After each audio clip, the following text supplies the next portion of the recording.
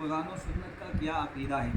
جواب، رسول اکرم صلی اللہ علیہ وسلم کو دور یا نزدیک سے ان کی ظاہری زندگی یا بعد از وفات شریف خواہ ایک ہی شخص سے عرض کرے یا رسول اللہ، یا ایک جماعت مل کر کے نعرہ رسالت یا رسول اللہ لگائے، یہ سب صورتیں قرآن و سنت کی روشنی میں جائز ہیں، اس سے شرک لازم تو نہیں آتا؟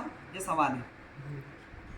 تو کہتے ہیں کہ یہ جائز ہے، ٹھیک ہے۔ ابھی اس پہ دلیل دیں گے کہ ایک بندہ یا رسول اللہ پکارے یا سب مل کر کے حضور علیہ الصلوۃ والسلام کو ندا دے، یہ سب جائز ہے۔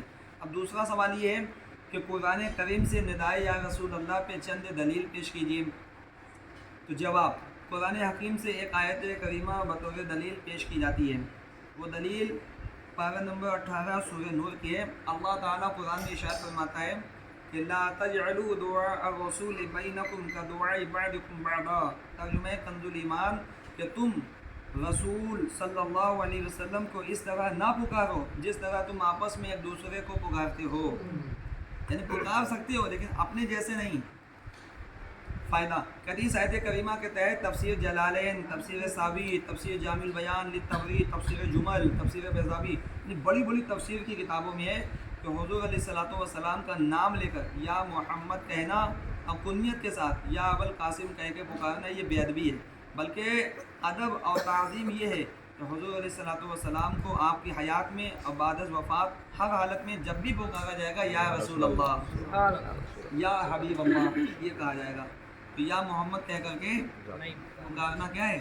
جائز ہے، منع ہے، کیونکہ نام لے کر کے تو ہم ایک دوسرے کو پکارتے ہیں نا کہ اے شاہد، اے مشتاق، عابد بھائی، اس طریقے سے نام لے کے ہم انسانوں کو، عام انسانوں کو پکارتے ہیں۔ تو اللہ کے رسول کو جب اللہ تعالیٰ نے نام لے کے ندا نہیں دیا، جب بھی پکارا تو کیا کہا؟ یا ایھا المزمل، یا ایھا المدثر، یاسین، طٰہٰ، اس طریقے سے ندا دیا۔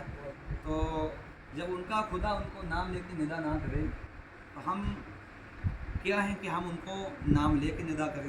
جب بھی پکارنا ہوگا تو یا رسول اللہ کہیں گے، یا محمد کہنا کیا ہے؟ جائز نہیں۔ صرف پکارنا نہیں، لکھنا بھی منع ہے۔ مسجدوں میں ایک طرف لکھا ہوتا ہے یا اللہ، ایک طرف لکھا ہوتا ہے یا محمد، یہ بھی منع ہے۔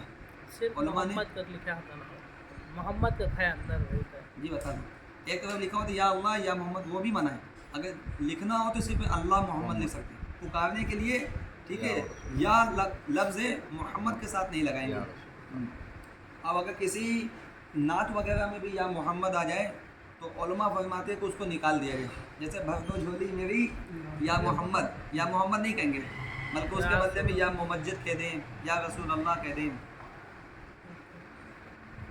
تو اس آیت سے معلوم کیا ہوا کہ رسول اللہ کو ندا دی جا سکتی ہے۔ اب قابل غور بات یہ ہے کہ مفسرین کرام نے اپنا یہ عقیدہ حضور صلی اللہ علیہ وسلم کی وفات ظاہری کے بعد اپنی تفاسیر میں لکھا ہے۔ اگر حضور صلی اللہ علیہ وسلم کو یا رسول اللہ کہہ کر پکارنا صرف حضور کی حیات ظاہری میں ہی جائز ہوتا اور بعد از وفات ظاہری زندگی کے بعد جائز نہ ہوتا تو یہ تمام مفسرین اپنی کتب تفاسیر میں کبھی بھی یہ عقیدہ نہ لکھتے۔ اس کا مطلب قیامت تک جائز ہے، بلکہ یہ وضاحت کرتے ہیں کہ اب حضور صلی اللہ علیہ وسلم کو یا رسول اللہ کہہ کر پکارنا یہ منع ہے، حالانکہ ایسا کسی ایک مفسر نے بھی نہیں لکھا ہے، جو اس بات کی واضح دلیل ہے کہ حضور صلی اللہ علیہ وسلم کو اب بھی یا رسول اللہ کہہ کر پکارنا نہ صرف جائز بلکہ تعظیم اور ادب کا تقاضا یہی ہے، یعنی پکار سکتے ہیں، جیسے 1400 سال پہلے صحابہ پکارتے تھے آج بھی۔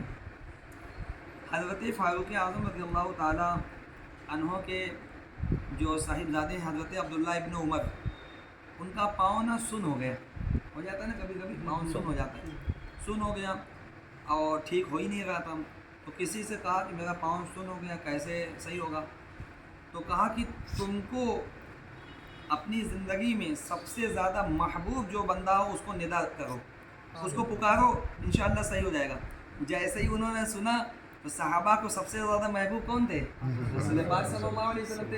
تو حضرت عبداللہ ابن عمر نے اسی وقت کہا یا محمدہ، یا محمدہ، ٹھیک ہے، تو ان کا پاؤں صحیح ہو گیا۔